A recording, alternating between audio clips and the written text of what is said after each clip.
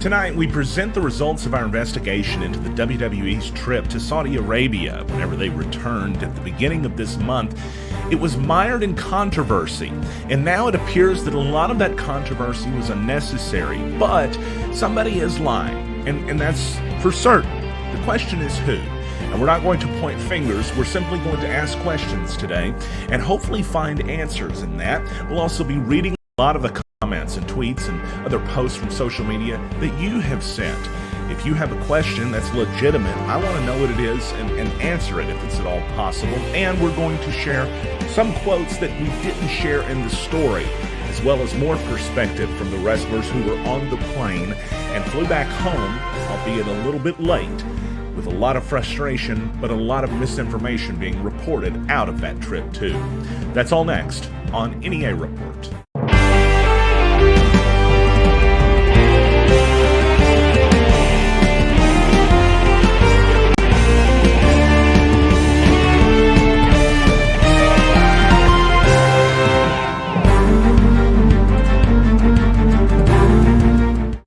On a day when impeachment news is the top headline just about literally everywhere, let's talk about something different, throw something else out on the internet. Let's talk about WWE's trip to Crown Jewel. It's something that I spent an excessive amount, almost an obsessive amount of time researching at the beginning of this month, as the trip was mired in controversy, not for the show, not for what happened before the trip, but how that it ended. Whenever the wrestlers were coming home, a lot of them got trapped overseas. Now, the term trapped is one I want to use with caution because it's not like they were being held hostage, but you wouldn't have known that based on some of the reporting. It's actually kind of a concerning amount of misinformation that was put out there because what happened wasn't anywhere near as bad as the report suggested. But people were suggesting that wrestlers felt like they were being held hostage, that they felt like the company was lying to them, and that the trip overall was one that many would refuse to ever return on. And even a few social media posts indicated that in the heat of the moment. But the strange thing is, not even that seems to be true, especially in the days after, and probably now even more so. Just in the few days after this event took place, when I was talking to a number of the wrestlers and an executive, what I was told was, yes, it's hot. And yes, the time difference is a little bit tough, and the jet lag is no fun, and of course, the things being away from home that you would expect. They're being honest with me. You can say a lot of, and we'll address those in a minute, but a lot of people saying that the wrestlers could have lied to me. Well, I gave them anonymity so that they wouldn't feel like they had to. And the stories I got were individual stories that didn't feel like they were full of baloney.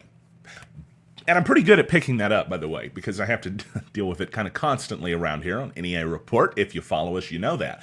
But the thing about the versions of the wrestlers' events was that they were, although they missed each other's portions of the story, they lined up with an exhausting trip, a trip that could have gone better, that had a lot of travel problems, especially on the plane getting home. That's actually where most of the problems were. But they weren't held against their will by a government over a pay dispute with that government. That's actually absurd. And so we're going to talk about why that is. I'm also going to go through the story, so those of you who have read the story are going to hear me reading the story back to you as we also kind of navigate through the elements of the story that I didn't get to tell in the writing part, but I will tell you here. And so this might get boring for some people. I get it. It's not Northeast Arkansas today that we're talking about. For some reason, I've landed myself right in the middle of this big story related to the WWE. But I care about what is going on with the people that I admire. And so let me just, I guess, begin this by explaining. That's why I was interested in this as a news story. Because reports came out that wrestlers were being held against their will. And in a foreign country, I might add, that's murdered a journalist in one of their embassies. Something I'm not ever going to defend them for. Something that I'm not happy about to this day. It's awful. It's inexcusable. It's unforgivable. I'm a journalist, and I'm one that spoke out against Saudi Arabia. So guess what? I'm never going over there. no matter what happens. You can say that I'm toting somebody's line, but the reality is their regime should have been punished for what it did to Jamal Khashoggi in the Turkish embassy. But we live in a weird time in both America and international politics right now. And so that didn't happen. But what didn't happen there does not influence the version of the truth that people should give out in a news report. So I preface this by saying that, yes, I was going into this worried and expecting the worst and looking for the worst for that matter. And I just can't find it.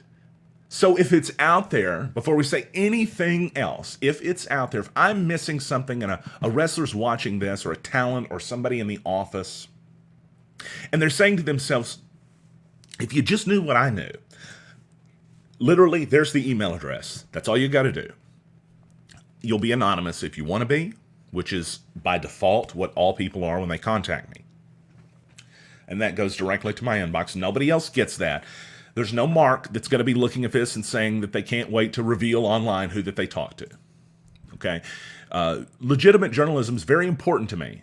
Getting the story right is also important to me because despite our personal feelings, man, journalism is under attack in this country if you haven't noticed it. And it's being called fake news, and it's being called a lot of other things too. It bothers me when I see my profession described as the enemy of the people by the President of the United States. But we're not making our case that he's wrong if we're reporting bad information and we can fix it, or we're simply not even checking ourselves. So, 1 week ago, well, a little more than that, WWE performers, they had just wrapped up that show in Saudi Arabia. They do 2 a year. It's a multi-year plan. It's part of Saudi Vision 3030. I'm sorry, 2030. 3030 is a gun that I owned when I was a kid. 2030, which is that they're trying to expand their tourism. They're trying to expand the economy. They're trying to bring Saudi Arabia onto the world stage. It's an effort that they're doing to promote the country.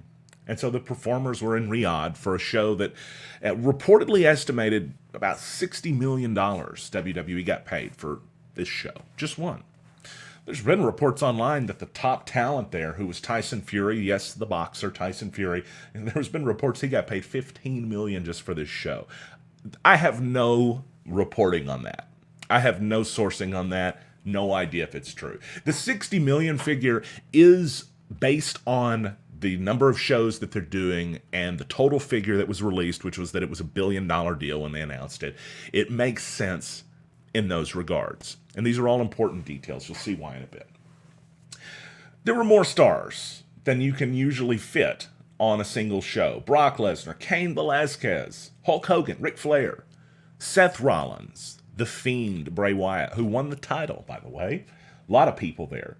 And the show ended late Thursday night. It was about 10 o'clock their local time as it was wrapping up. And, one of the people that I spoke with, one of the executives, he was leaving at about 10 o'clock. He got to customs, he said, at about 11 o'clock. And when wrestlers left the show, they were allowed to sit on the airplane. The story that I was told by everybody was you leave the show, you can go sit on the plane and relax. They'd all had a long day. They had been doing press and PR the day before on Wednesday. That was PR day, I was told. Thursday, day of the show, they're going to be working all day long. Whether it's working on their matches, the creative rehearsals, or whatever that has to go into the performance of a very important show for this company. And so, as people begin to leave, they leave a little early during the show for travel purposes. It's one day before WWE has to have a televised show yet again, only it's going to be on the Fox networks, part of a new deal that they just did with Fox. It's very important to the company. So it's not like that they can miss or reschedule that one. This company is doing so much in a row that it's just trying to keep up. And maybe the scheduling was part of the problem, right? Looking in hindsight. But we're not here to even debate that because I don't know anything about running a company, right? Experts do. And enough people online offer their opinions that are generally speaking, not qualified. That's one thing I always try to say. If I don't know something, I will tell you. And so, in this sense, the worry was, as all the wrestlers were getting on the plane, and everybody was getting on the plane, Vince McMahon, the top talent in most regards, they got out of the country, no issues. But the plane was delayed that most of the talent was on. I think 160 is the number I was told. I said over 100 just to be accurate, right? And then the rumors started trickling out. And when I say rumors, I mean some bad reporting. And I'm not pointing fingers at fellow journalists, because I do respect, for the record, Dave Meltzer. I respect anybody that attempts to get the truth out and put themselves up for heavy, heavy criticism in the process. It's not fun sometimes being a reporter. It's sometimes really not fun. And so when I see people saying FDM, which you can figure out what that means, it bothers me, because that's not the point of this work. Even if a famous wrestling personality, happens to have a disagreement with him, and we appreciate that personality for tweeting out our news.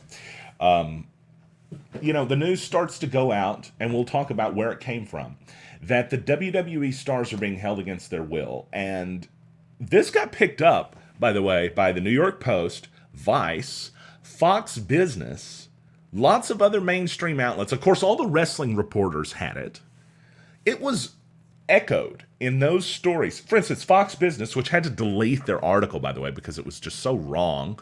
Nothing really new for Fox, but they had to delete the article that said, quote, the Sportskeeda Sports App and other outlets had reported that the Saudi Crown Prince, Mohammed bin Salman, retaliated for the chaos by detaining a plane set to fly 175 WWE. And then the story cuts off because that's the summary, but WWE performers is what it was saying. That's wrong. That did not happen. There's not 1% chance, from what I can tell, that took place. Unless there is an unusual amount of coordination in the Saudi government. Like, I'm talking about a secret agent out on the plane tarmac, sabotaging tugs to keep the performers in their country. If you think that happened, yes, there may be something that took place here. But we need to be really careful about those kind of leaps in logic, because what does that do for us? Credibility-wise, nothing. Without evidence, it's hard to believe rumors. In fact, you should take them with a grain of salt. Here's what really happened. Now, I can tell you the one person that I spoke with that said I could use his name on the record. And we'll start kind of with his story right now.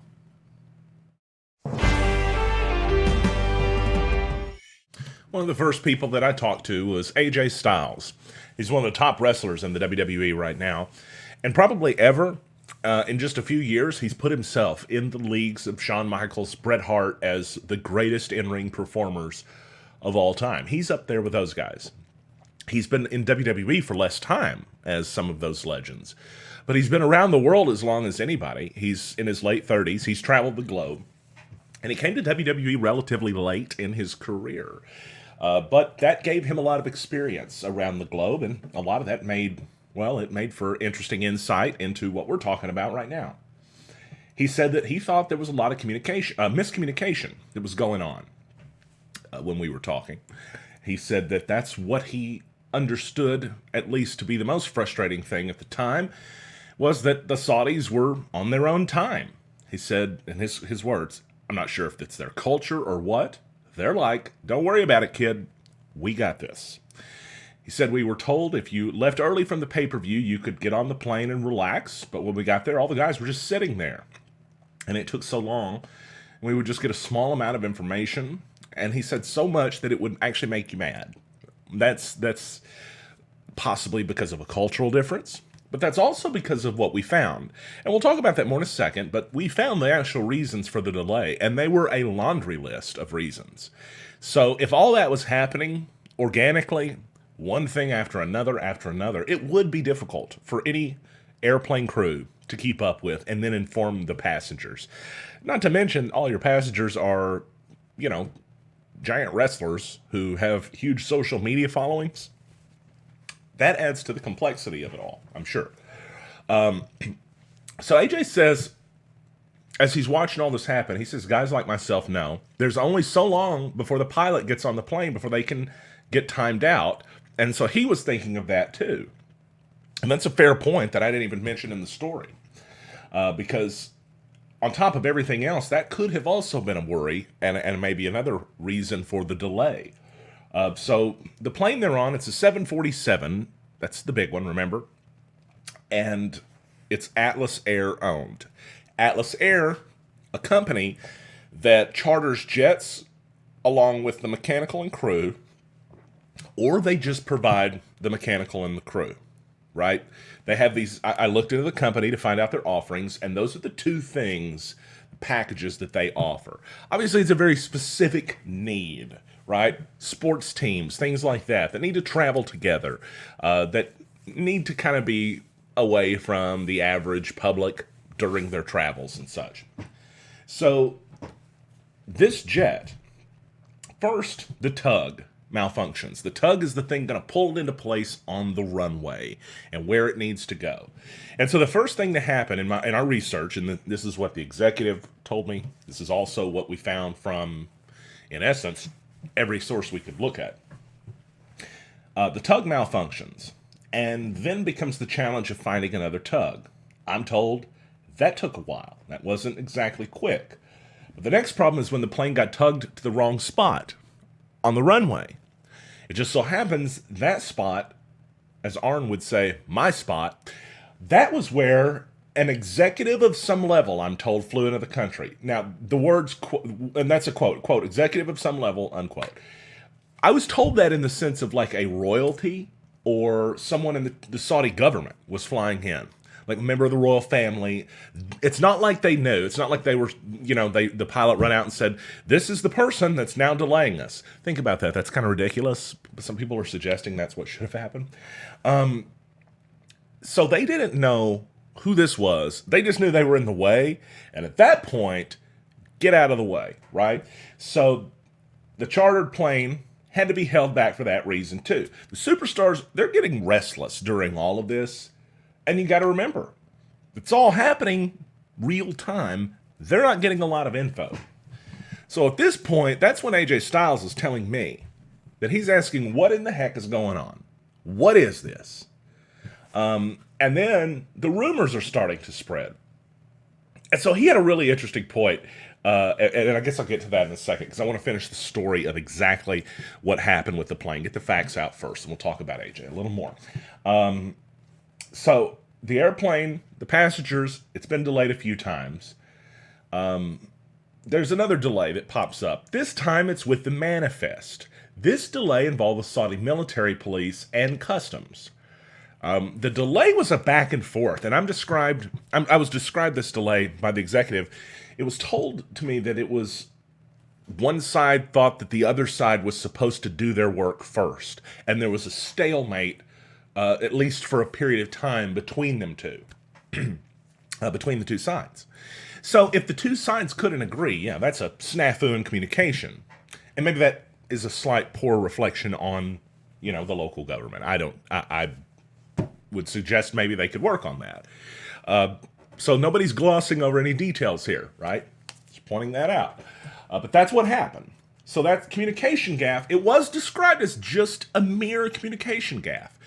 For those conspiracy theorists out there, which I'm trying to address your thoughts the whole way through this because I want to keep in mind an open mind to what may have happened. It's possible, perhaps, that was an orchestrated plan to delay the airplane. But that was resolved because that's not what ended up keeping the plane there. The plane, at this point, it's been delayed so many times, the fuel supply has been exhausted, and it's going to take a 14-hour flight back home. They're going to need to refuel the plane. So they're refueling the plane, and then a sensor goes off, and that's where the stuff goes crazy.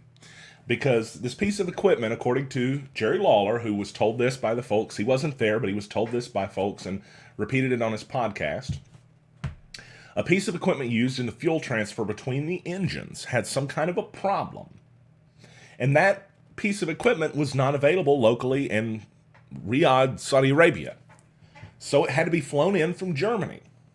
And so there goes the idea for the flight leaving that night, right? And it was an issue, according to Atlas Air in their statement, that was mechanical. And that is mechanical.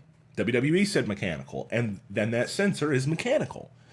So nobody's lying when they're saying mechanical issues, because that is correct. There were more issues to blame. And we're, in the interest of being thorough, we're putting that out there. But sure, it was a mechanical problem that finally stopped the plane from departing that evening. By that time, that morning. And yeah, there was a little bit of involvement of the military police and customs too. Nothing I can find that was suspicious, because as the wrestlers are exiting the plane, I ask each person that I talk to, AJ included, are you seeing people with guns? Are you seeing a military presence? Are you seeing anything that feels weird? The answer, no. Across the board, folks. No. Nothing like that. I'm going to go back to some of the stuff with AJ, because I've got his quotes here in a different Word file that I'm reading. The ones I didn't publish, all of them. He said, I don't know what happened. He said he didn't know if there was people that got angry. All he said is, all I know is I found out I wasn't going to be home to Saturday night, and that's when I started to fume.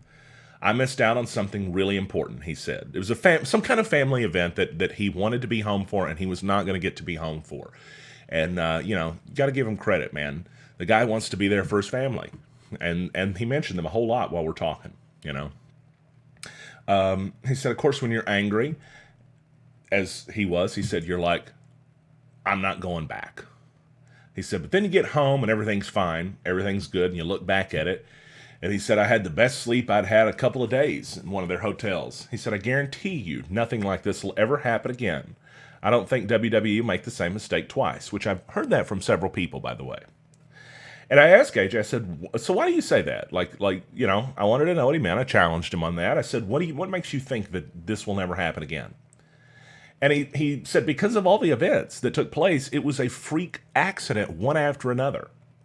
So as they leave the plane, AJ tells me they went to the hotel, and he said they had hardly no rooms ready to go. And we're talking about super early in the morning at this point. The wrestlers have been up for probably a good 24 hours at least. Some of them longer, I'm told. And he said, no rooms are ready. That's when the WWE executive told me everybody had to be checked in one at a time. Over 100 wrestlers, probably closer to the 200 side, 160 to 175. Those are the numbers that are out there. I didn't get the tally on each individual person. That number being generalized is sort of a close enough detail. Relevance wouldn't be affected much by that.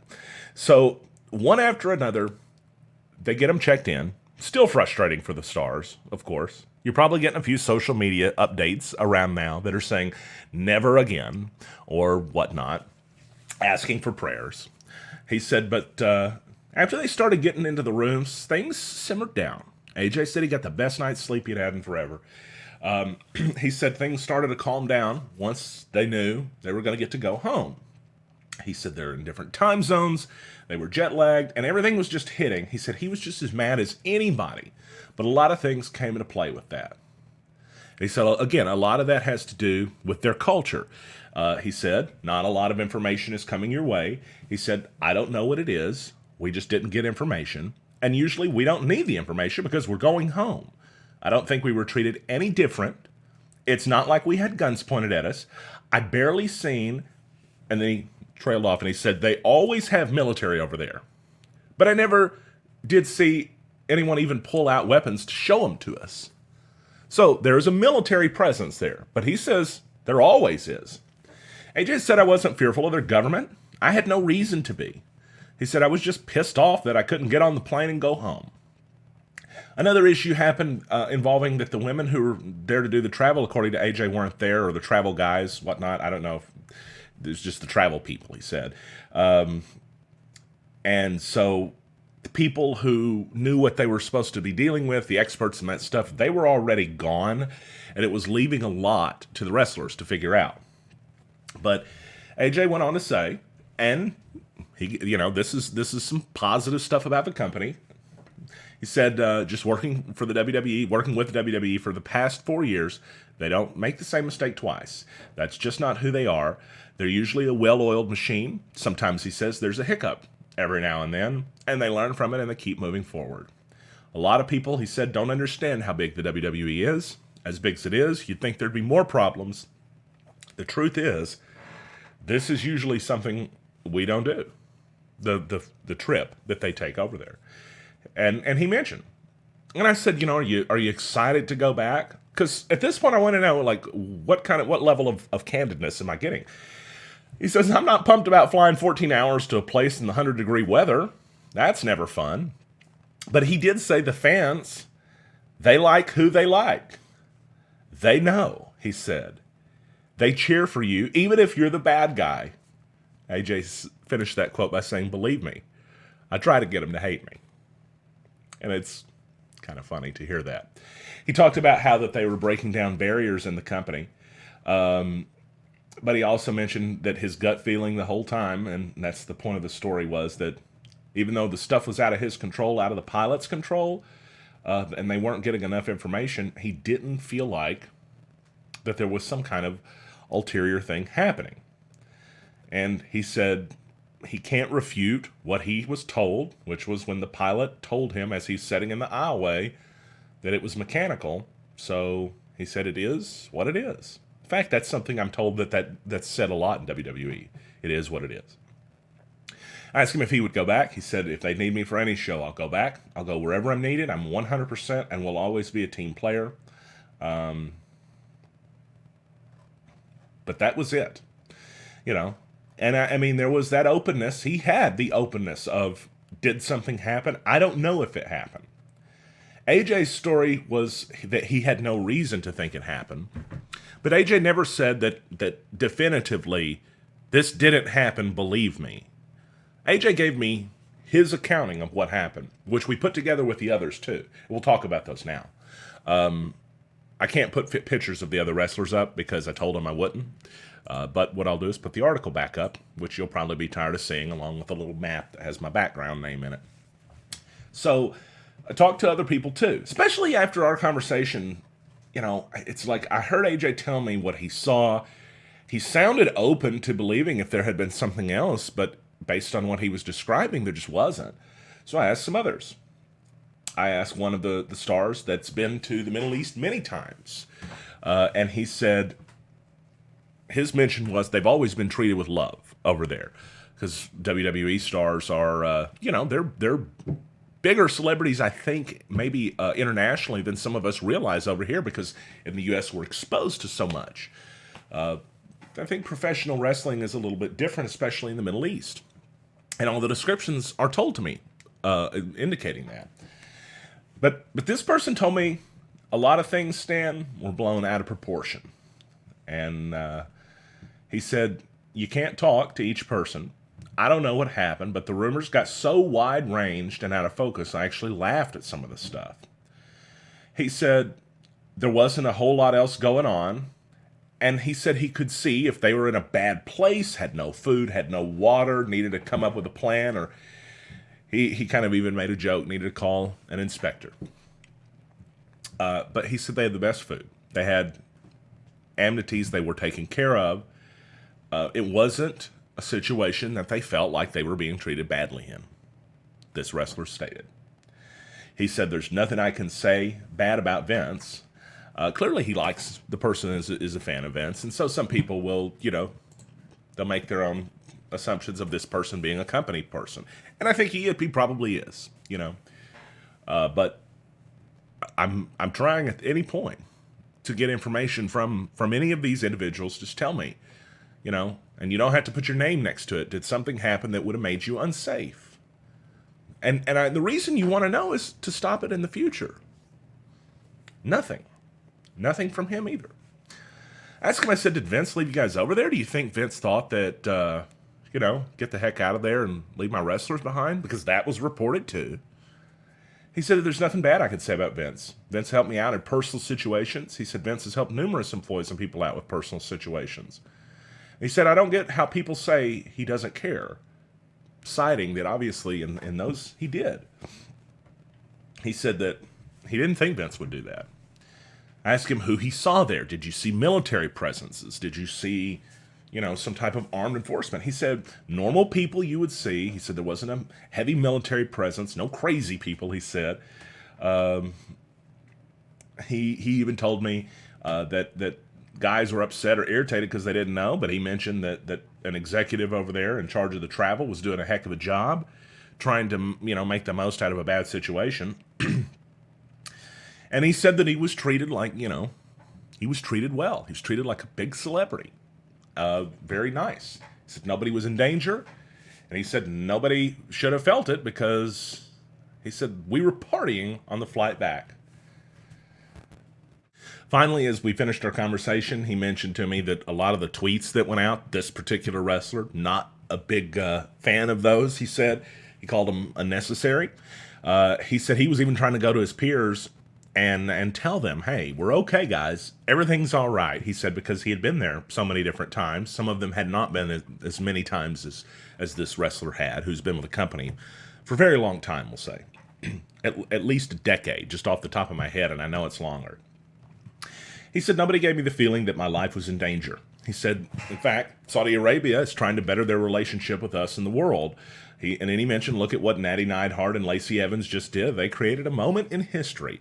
And they did. For those of you who don't know what I'm talking about, they had the first ever women's wrestling match. Now, yeah, they were completely clothed and in some of the most, it was almost distracting. But it was a big moment for the company. And it was a big moment for the government to have female performers on a stage like that. When you look back at one of the early shows they did, they accidentally included a female in the video, and it caused outrage. So Rome wasn't built in a day, and change is progressive. It's not instantaneous.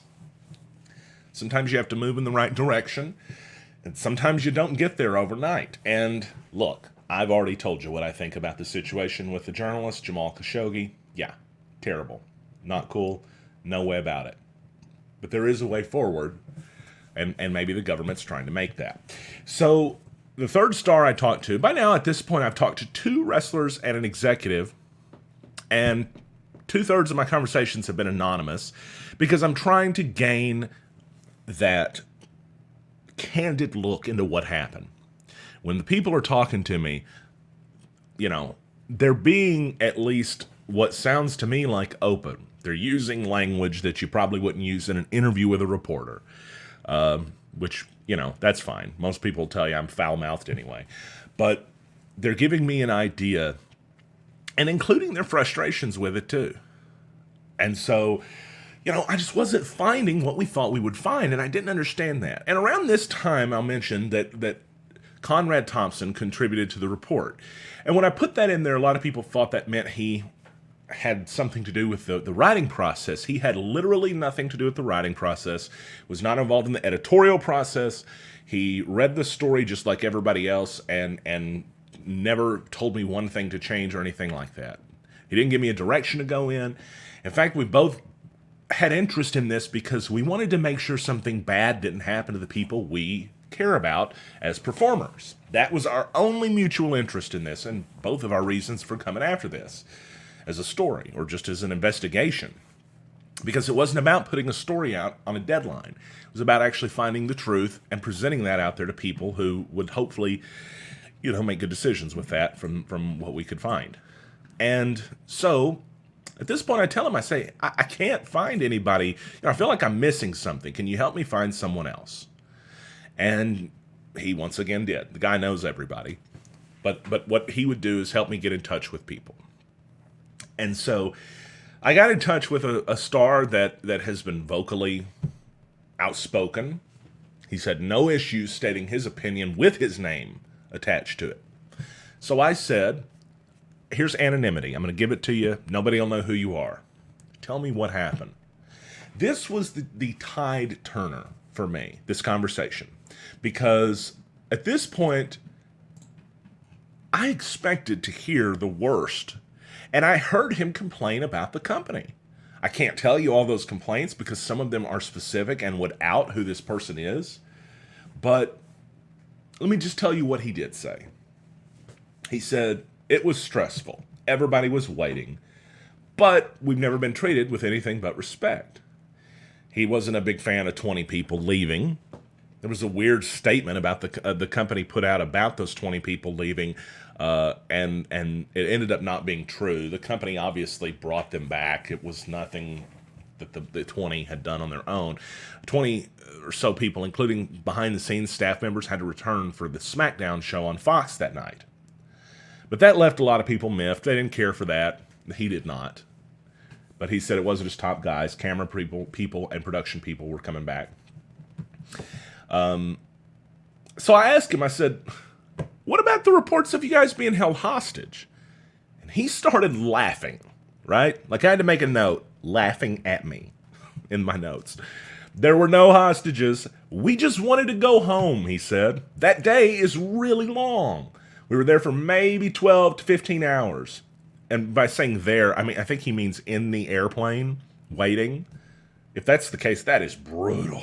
Oh, brutal. Because that's how long the dang flight was supposed to be back home. Isn't that awful? You think, oh, I got a 15-hour flight. You don't think I got a 15-hour wait before it takes off. He said a lot of people got more stressed, but, you know, people went on social media and expressed themselves.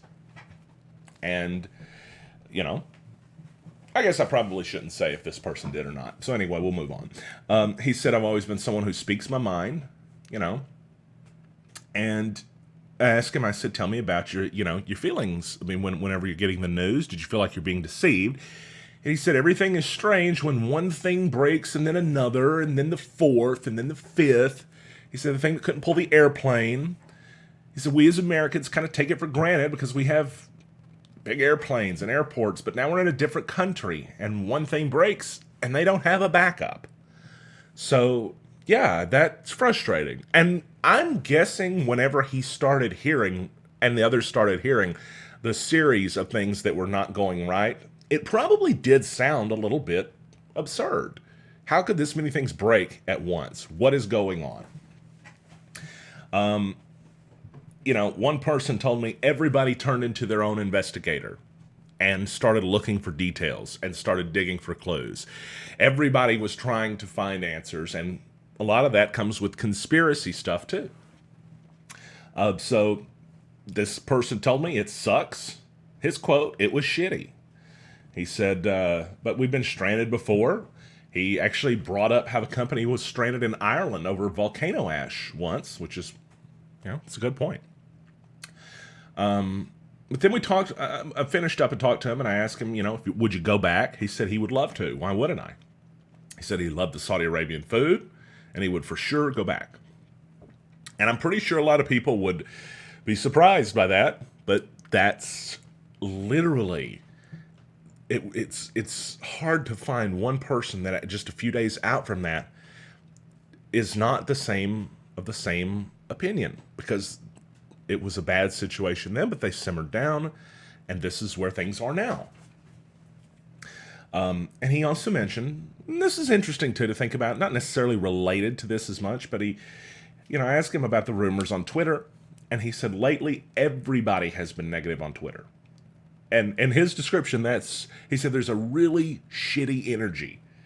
I don't understand where it started. It's a shitty time that everything happened now on top of everything else.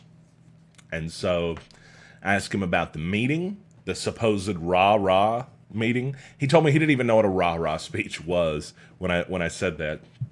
But he said Seth did not speak at all. He wasn't even on the plane with us. He went to Dubai. And apparently his comments, Seth's comments after the fact, his feelings, which weren't stated at the meeting, was praise for how the wrestlers behaved well, I'm told. Right? That's not getting reported anywhere. Seth Rollins is public enemy number 1 online. And that's part of what this was feeding into rumors, almost feeding a narrative along the way. So, and apparently Rollins said something about Travel dropping the ball, but This was just maybe in a personal conversation, but there was basically a situation afterward where he was nothing but positive to anybody that he spoke to, and there was no speech at the meeting, which was reported. And of course, the wrestlers, I guess, the only feedback they got as far as the overseas trip was, "Thank you all for being so professional," because it was a hectic situation. It was frustrating. And all things considered, I believe the company, and certainly it seems like the quote unquote locker room leaders, seem to have been very satisfied with the way that the professional athletes reacted. Right. So there's all of that, and then I've mentioned before, and it's in the story earlier in the story. I spoke to the executive. So I asked the executive, where did this misinformation come from? I mean, who's, for instance, it started with Hugo Savanovich, who is supposedly in the know about all of this and reported and stated online, I guess not reported, maybe right, but he stated that the Saudi government owed WWE $300 million for each show, $600 million total, and that the chairman ordered the executive producer to kill the television feed, and that Mohammed bin Salman, who, by the way, deputy prime minister of the country, had the talent removed from the plane as a result. But that's not right. None of that is right. The figure is wrong completely about how much was owed. And then you got to consider this too. There's not been any confirmed reports that the feed was ever cut. There was one person that reported it started late on Twitter, but nobody can find actual reports of the feed being cut. If it was cut, then yes, it was cut. But we need something to confirm that and not rumors, right? And so I think there was perhaps a broadcast issue, but WWE reported in their earnings statement that they had been paid an outstanding balance that was assumed to be for these shows. They had been paid on October 30th. Or was it 31st? It was the end of the month. I believe it was the 30th. They had been paid on the 30th, the day before the show. That's right. And so they got paid before the show, so there would be no point in holding the show up to get a payment. So some of this stuff doesn't really make sense, right? I guess the WWE executive, how would he know about this? And he cussed and said that guy's not been with the company in 10 years and doesn't have a clue what he's talking about. And he went off on him a little bit more than that, too. I left a lot of that out of the story, but yeah, I don't think Hugo Savanovich was popular around the office last week. Dave Meltzer reported that he spoke with people on the flight who had other stories. I can't find those people. I wish I could. I want to talk to them. I want to hear what other stories there were. Maybe people changed their stories after they started to realize this was a big nothing burger. That would happen, right? That would make sense. People were suspicious, and then they realized they just got a little overly excited, and they don't want to speak up much anymore. But there was a lot of criticism Meltzer was getting online, and he, at the time, it wasn't a positive response to it. He was demanding apologies from others on November 4th. Because he ended up apologizing to Seth Rollins a few days after incorrectly reporting Rollins had given a Raw speech at Monday Night Raw. Apparently, Dave Meltzer's source that was feeding him information over this, at least that day, was completely wrong. And maybe a little vindictive, too, to try to hurt Seth Rollins' image, which, better or worse, the guy's getting booed right now, and he's supposed to be a good guy. So, anybody can bandwagon and add to the fire. Rollins did not give that speech. He ended up apologizing, Meltzer did, and issuing a retraction. But there are no retractions for the stuff that happened over the weekend. It's also interesting, and I'd love to know if the same person was the same source. We don't know that either. The problems I've mentioned already, the stuff doesn't make sense. Odd. Don't know why my microphone started acting weird all of a sudden. But let's try this again. So, as we mentioned, we're talking about the Dave Meltzer stuff, and we're talking about the Hugo Savanovich stuff. I'm not really sure when the mic started cutting out. It just kind of popped in my ear. There was some audio problem, and so I needed to reset something. We would love to have the information. If somebody out there is someone that spoke to Mr. Meltzer, somebody that did get that information, somebody that thought that there was something happening that wasn't, and has more about that they will share with us so we can investigate it, please contact us. We'd very much like to speak with you. Of course, thing is, as I was saying before the microphone went wonky on us, there seems to be a lot of misinformation that originated from this guy, Hugo Savinovich. And so, it's unfortunate because it made a lot of people in the office that I spoke with, they weren't happy with him. It also brought negative attention to something that possibly should have gotten positive attention. If the company did something good and if the Saudi government was doing something good, it's not fair to negatively report on that if the basis for the reporting isn't true, even if both deserve it. And maybe they do. That's up to the person, the eye of the beholder, so to speak. I saw today on Twitter that Mr. Brad Shepard, who was in our report, had mentioned something about how that he disagreed with the reporting, right? Like, okay. And I get it. I get that a lot of people aren't going to be happy, especially seeing themselves being called out in a report that's calling into question their legitimacy, maybe even their ethics. I'm just going to point out. I want to point out. You guys see on the screen, right? Like I had to. Oh, there's my Ring alarm. I scrolled to this because I wanted you to see this. That's bad reporting. That's not even reporting. According to a source in the WWE, the people in the company still in Saudi Arabia are being held, quote, against our will for all intents and purposes. That's a lie, dude. So either you were told a lie or you made up a lie. I'm not saying it's either one, but this guy has less than credibility. Meltzer is somebody that, as I mentioned, I think he has good intentions. And I don't know what the situation was, but maybe he did make a mistake, This is a little bit different. And it's just one of many tweets, too. Like it went on. There was other stuff he said. He said high-level source in WWE said an outward reason was the plane having mechanical issues. I'm told some employees were able to get on separate rented planes and leave. And that actually sounds more correct, although he put the outward reason in that. But the fact is, he mentioned also, in addition to this tweet I've been showing you, he stated that McMahon had told his company there would not be a return to Saudi Arabia. Guess what? On Monday, they announced they're returning. So what about that, Brad? I guess that was just a bad source, too. The thing is, some of these people are, according to what the executive told me, they're getting sources to tell them things that have no idea what they're talking about. Whether it's somebody that's at the bottom of the card and is very unhappy with their spot of the company, or a camera guy in the corner, or someone else. These are actual scenarios. That's word for word what's been told to me. I asked the executive if he knew who this guy was. He had no idea who Brad Shepard was.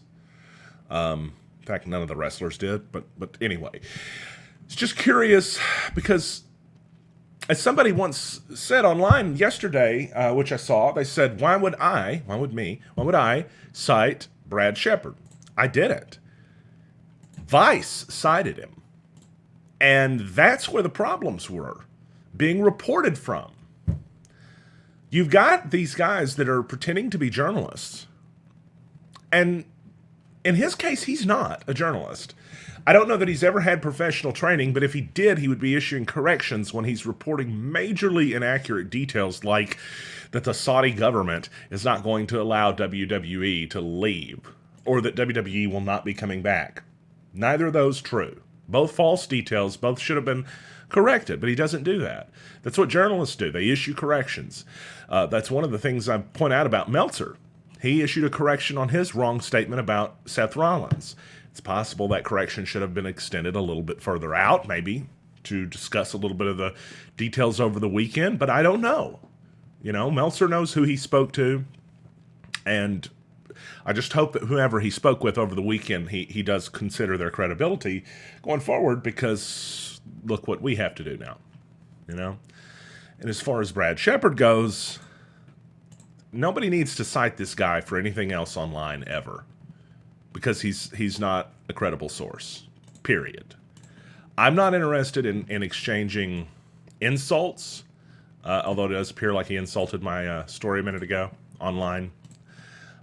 I'm reporting, and I would have cheered this guy on if he had the details. I was ready to. The problem is he didn't, and he was recklessly reporting misinformation. And that's a problem whenever it makes families freak out, okay? And in a case like this, there were family members that were losing it online, that were extremely concerned about what was going on. And I can show you some more of that, actually, too, because, and I'm going to here in just a second. I'll actually scroll down. Let's see if we can widen the view on this a bit. Yes, we're live. Let's scroll back up from our fantastic advertisers. So in this instance, this was a tweet exchange between Carl Anderson and his wife. And I've had a lot of people say to me, well, why aren't you considering that whenever you look at the evidence, what the wrestler said? It's an assumption to assume I haven't considered that. I was well aware of this tweet, and this was obviously at the top of the things I wanted to find out about. I've seen some people suggest it was a joke, that there was a little bit of humor involved in it. You can actually see there's a ha-ha tweet she sent at the bottom there, but it's in response to a now deleted tweet, so I don't really have the context on that. Some people say she was kidding. Some people have said that, well, it was serious, and others just say they don't know. Bruce, take your pills. So I'm seeing this, I look into it, and I look at the date, too, right? Did you see because we just had the date up on the Brad Shepard thing. You're talking about the same time frame, and the Shepard's tweet was going out the day before, that afternoon. This is one day after that tweet, one day after the inaccurate reporting. So you have a situation where family members are probably panicking over nothing. And it's mounting because bad reporters are picking up news from other reporters, and they're not checking it. And it just got worse and worse until it was perceived like an international incident was going on, and it was freaking out not just people that didn't know what was going on the outside. Hall of Famers, actual WWE stars were messaging me about how they were freaked out about it and worried. And others. You know, that's the reason Conrad and I started talking about this. Although we've talked before, but that's the reason we were speaking about this, is we both were concerned. And it just feels a little bit like a bit of a betrayal when we find out that not only was there nothing there, but it at least seems like some of the reporters, at minimum, well, how about this? In the words of Seth Rollins, they promoted misinformation, and that's the best case. And the worst case is they just lied. Nobody will even mention this guy online because I don't think they want to give him more attention. And every time somebody does, he promotes his Patreon and his podcast in the reply to it. So I'd have a little bit less faith in his intentions as I do in Dave Meltzer's. But whether it was bad intentions or the best of intentions that were simply not fact-checked enough, you got to check the story. Especially when you're reporting it's the end of the world and it's not. And so, if there's any lesson all of us can learn, hopefully, it's one that I can tell you that I demonstrated in my work in this. I didn't believe what I was hearing. And what I was hearing was that there was not an issue overseas. How's that happen? It's because I couldn't believe so many reports had been inaccurate up until that point, and I kept going back. I kept looking for more stars and more wrestlers, and that's what we found. That misinformation had been repeated and spread like wildfire, but it spread close to home, and it caused some people to literally freak out. That's probably not fair, especially whenever their loved ones are overseas and they can't reassure them as much. So, That's a bit of an analysis of what's happened with this case. You know more now than you did before. I would love to read any comments or questions, but I didn't see a whole lot that popped up in chat. In fact, I didn't see a whole lot of viewers that popped up live either, because it isn't our normal beat. This is not Northeast Arkansas, but it is something that concerned me, and I spent dozens of hours on, and the public deserves to know what happened. And now you do. And now you're up to date. From NEA Report. Hey, don't forget, like, follow, subscribe. Over 33,000 or so on Facebook now. I don't know. It's out there. Keep up with us, and we'll tell you what's going on around here, and sometimes other places too. And it's always truthful. I'm never going to lie to you, and I'm always going to fact check myself. It's not about me getting it. It's not about me being right. It's about me getting it right. There's a big difference there, and we hope you know what it is. Have a great day, folks. We'll talk to you soon.